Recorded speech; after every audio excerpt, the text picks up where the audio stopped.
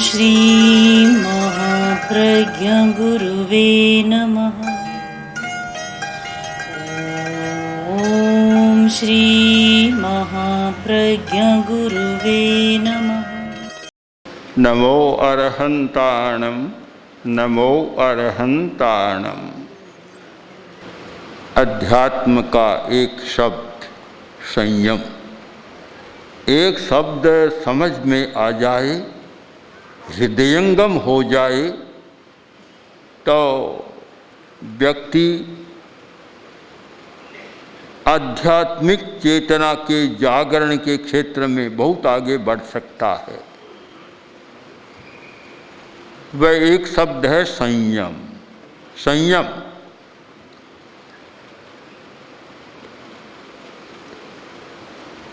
संयम एक दूसरा रास्ता।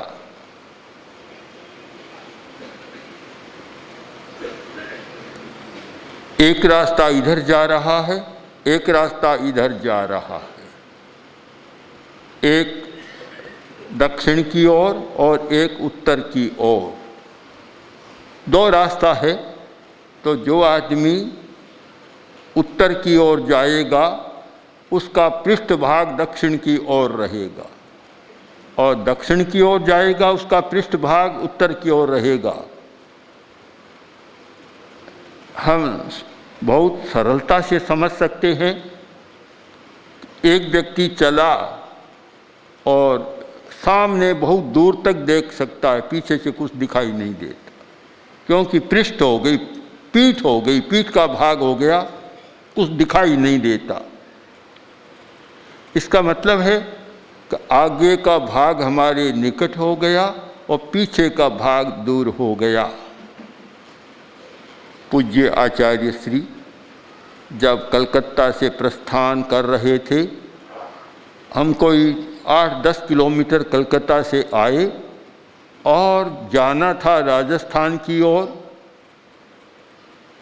उस समय मैंने कुछ लिखा।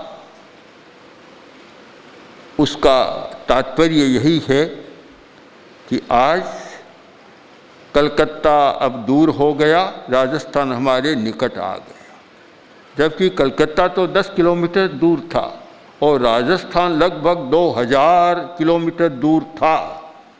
और जब यह लिखा तो सच्चाई पर एक प्रश्न हो सकता है कि यह कैसे कि कलकत्ता तो दूर हो गया और राजस्थान निकट हो गया। सहज प्रश्न हो सकता है, पर थोड़े गहरे में जाए तो प्रश्न का समाधान भी मिल जाएगा कि जिस ओर हमारी सन्मुखता है, उन्मुखता है, वह हमारे निकट होता है। जिस ओर हमारी उन्मुखता नहीं है, विमुखता हो गई या प्रतिमुखता हो गई, पीछे का भाग रह गया, वह हमारे दूर हो गया। सम्मुखता उन्मुखता हमारी किधर है? संयम का अर्थ है कि पदार्थ की ओर पीठ कर दी और आत्मा की ओर हमारी उन्मुखता हो गई। संस्कृत को जानने वाले समझ सकते हैं, हर शब्द के पीछे धातु का अर्थ देखना होता है कि शब्द किससे बना। संस्कृत का धातु है यमुं उपरमे, उपरत हो जाना, उपरमण करना ना, उपरत होना। उपरत होने का मतलब कि हमने उधर मुंह मोड़ लिया, मुंह सामने कर लिया, पीछे नहीं रहा, उपरती हो गई हमारी। ये उपरत होना संयम है। पदार्थ से हम उपरत हो गए तो आत्मा से के प्रति हम रत हो गए, हमारा संयम हो गया। कोई मुनि दीक्षा लेता है, कहते हैं संयम स्वीकार कर लिया। आचार्य तुलसी ने संयम की परिभाषा की है, इंद्रिय मनो निग्रह संयम है। इंद्रिय और मन का निग्रह करना संयम है। उपरत होना, निग्रह करना संयम है। पर जिन लोगों ने संयम स्वीकार किया है, क्या वास्तव में उपरति हुई है? क्या पदार्थ के प्रति उदासीनता हुई है? क्या पदार्थ का आकर्षण मिटा है? अगर मिटा है तो सचमुच अध्यात्म की दिशा सामने आ गई, और नहीं हुआ है तो क्यों नहीं हुआ, इस पर विचार करना जरूरी है। हर धार्मिक व्यक्ति, चाहे कोई साधु सन्यासी हो, चाहे कोई गृहस्थ हो, जो अध्यात्म की दिशा में आगे जाना चाहता है, उसके सामने एक प्रश्न है कि हमारी उन्मुखता कहाँ है? पदार्थ की ओर नहीं है, हम पदार्थ को पीछे छोड़ना चाहते हैं और इधर आगे आत्मा की ओर, चेतना की ओर जाना चाहते हैं। जब छोड़ दिया और फिर भी नहीं छूट रहा है, संयम स्वीकार कर लिया और संयम नहीं हो रहा है, ये क्यों? एक प्रश्न है। इस प्रश्न का उत्तर खोजना है, और इस प्रश्न का उत्तर, संयम का उत्तर संयम के द्वारा ही प्राप्त हो सकता है। संयम शब्द दो जगह प्रयुक्त होता है। एक संयम इंद्रिय और मन का निग्रह करना, आचार्य तुलसी की परिभाषा। दूसरा संयम है महर्षि पतंजलि का, त्रयमेकत्र संयम है। जब तक ये संयम सिद्ध नहीं होगा, तब तक इंद्रिय और मन का निग्रह करने वाला संयम भी सिद्ध नहीं होगा। त्रयमेकत्र संयम है धारणा, ध्यान और समाधि, ये तीन है परिवर्तन लाने वाले। इन तीनों का एक साथ प्रयोग करना, इसका नाम है संयम। त्रयमेकत्र संयम है, ये पतंजलि की परिभाषा। तीनों का एक साथ प्रयोग करना। हम जिस चीज़ को छोड़ना चाहते हैं या जिसको स्वीकार करना चाहते हैं, पहले उसकी धारणा करो। शरीर के किसी भी केंद्र पर अपने ध्यान को टिका दो कि मैं ये काम करना चाहता हूँ, मुझे ये काम करना है, यह हमारी धारणा हो गई। फिर उस पर ध्यान करो, यानी एक तानता, एक प्रत्यय, जो हम करना चाहते हैं उस पर एक तानता हमारी हो गई। निरंतरता, पानी की बूंद गिरे वह निरंतरता नहीं होती, और बूंद जब धार बन जाती है तो वह निरंतरता होती है। एक एक बूंद गिरे वह हमारा ध्यान नहीं होता। ध्यान वह होता है कि एक प्रत्यय संतति, एक प्रत्यय की संतति अविच्छिन्न धारा हो जाती है, वह हमारा ध्यान होता है। तो हम जो करना चाहते हैं उसके प्रति हमारा इतना समर्पण हो गया कि बस निरंतर उसी के प्रति हमारा ध्यान लगा हुआ है, तो वह हमारा ध्यान हो गया। और ध्यान से भी आगे और आवश्यक है, क्योंकि ध्यान में हमारा जो इष्ट है, जो हमारी एक कल्पना है, हम जो भी एक सामने रखते हैं, इमेजिनेशन, एक आकार बनाते हैं, वह परिपक्व तब बनता है जब उसके साथ एकात्मकता स्थापित हो जाती है। भेद प्रणिधान प्रारंभ में तो ठीक है, भेद का प्रणिधान, किंतु जब उसके साथ तार जोड़ना है और उसे प्राप्त करना है, तो फिर अभेद की साधना, अभेद प्रणिधान की साधना करनी होती है। उसके साथ एक रस तादात्म्य होना होता है। जब हम तादात्म्य स्थापित कर लेते हैं, यानी ध्याता और ध्येय का भेद नहीं रहता। जहाँ ध्याता ध्येय का भेद रहता है, भेद प्रणिधान होता है, वहाँ सफलता तो मिलती है पर पूरी एकाकार सफलता नहीं मिलती। और जब ध्याता और ध्यान दोनों एक हो जाते हैं, वह दूरी समाप्त हो जाती है, एकात्मक हो जाते हैं, उसका नाम है समाधि, निर्विकल्प ध्यान, समाधि। समाधि में वह स्थिति हमारी बनती है जिससे हम जो चाहते हैं उस रूप में बदल जाते हैं, उस रूप में परिणत हो जाते हैं। ये परिणमन का सिद्धांत हमें समझना है। जो भी व्यक्ति कुछ बदलना चाहे, चाहे अपने स्वभाव को बदलना चाहे, चाहे किसी वस्तु को प्राप्त करना चाहे, या किसी वस्तु के आकर्षण को विकर्षण में बदलना चाहे, कुछ भी करना चाहे, जब तक ये निर्विकल्प ध्यान की अवस्था अथवा समाधि की अवस्था प्राप्त नहीं होती, तब तक पूरा परिवर्तन नहीं होता। तो हम दोनों संयम स्वीकार करें। प्रारंभ में इंद्रिय और मन का निग्रह करना है, इसे समझने का प्रयत्न करें।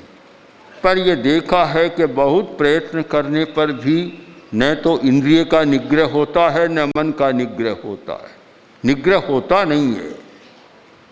अवग्रह की अंतिम परिणति होती है स्मृति और प्रत्यभिज्ञा। जब हम अवग्रह ही न करें, ग्रहण न करें,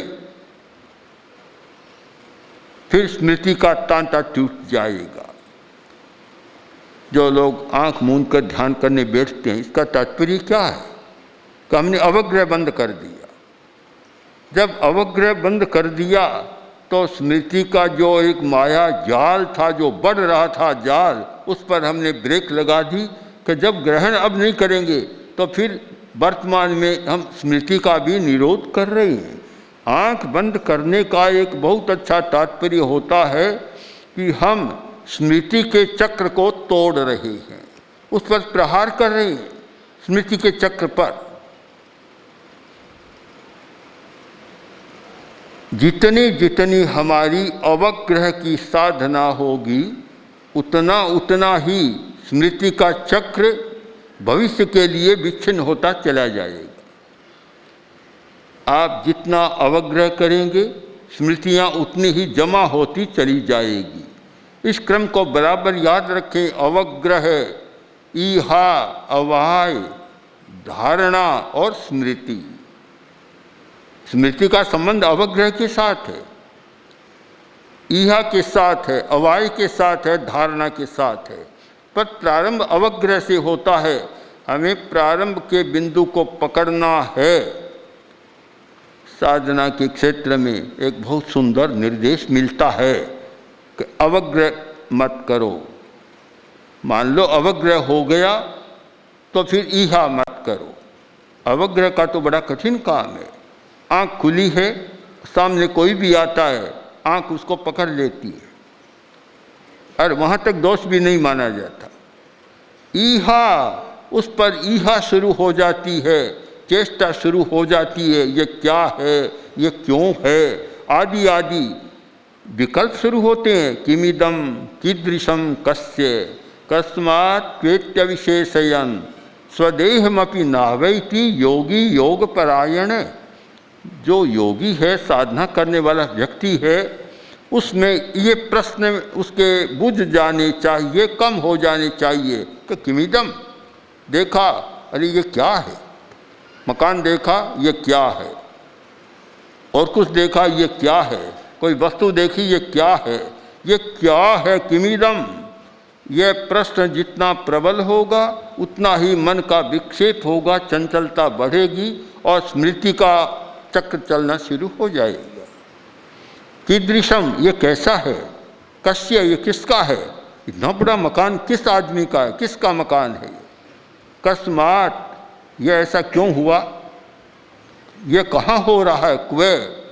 इन सब बातों पर जो ध्यान नहीं देता है वह स्मृति के चक्र को तोड़ सकता है। अवांछित स्मृति, ये न माने कि उससे कोई हानि होगी। अवांछित स्मृति का चक्र टूट जाएगा और स्मृति हमारे प्रत्यक्ष ज्ञान में बदल जाएगी और एक भूमिका यह आएगी जहाँ हमें याद करने की ज़रूरत नहीं, साक्षात सामने हम जो चाहते हैं वह प्रत्यक्ष हमारे सामने आ जाएगा। फिर स्मृति की आवश्यकता नहीं रहती। स्मृति की आवश्यकता तो जो कोई परोक्ष होता है तब रहती है, और जब प्रत्यक्ष हो गया फिर स्मृति की कोई आवश्यकता नहीं रहती। तो साधना करने वाले व्यक्ति को इस पर ध्यान देना है कि हम इंद्रिय को वश में करना चाहते हैं, मन को वश में करना चाहते हैं, इसका मतलब संयम करना चाहते हैं, पर फिर भी हमारा संयम सिद्ध नहीं हो रहा है। जो चाहते हैं वह मिल नहीं रहा है। क्यों नहीं मिल रहा है? उसकी प्रक्रिया हम पूरी नहीं कर रहे हैं। समग्रता के बिना, सब चीज़ों का योग हुए बिना बात पूरी नहीं होती। एक समवाय बतलाया गया, काल, नियति, भाग्य, स्वभाव, पुरुषार्थ, ये सब मिलते हैं तब कोई बात बनती है। एक से कोई काम नहीं होता। बहुत सामान्यतः इस तथ्य को साधारण भाषा में कहा जाता है कि बिना काल के कोई बात नहीं होती, समय आए बिना बात नहीं होती। माली सींचे सो घड़ा, रुत आया फल हो। सौ घड़ा पानी सींच रहा है, पर समय नहीं आया तो फल नहीं होगा। नियति का भी होता है, समय का भी होता है, सबका योग मिलना चाहिए। एक से काम नहीं होता। ये एकांगिता से सब कुछ बनता नहीं कभी, जब तक सर्वांगीण नहीं होता।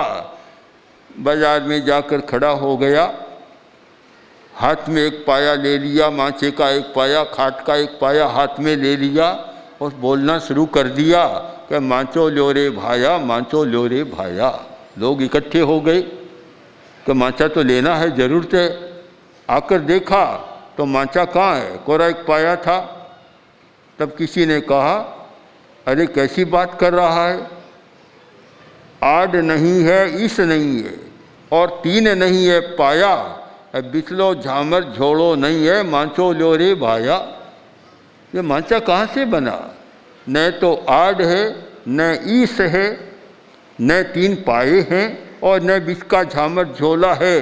केवल एक पाया लिया के माचो लो रे भाया, कोई खरीदता नहीं है।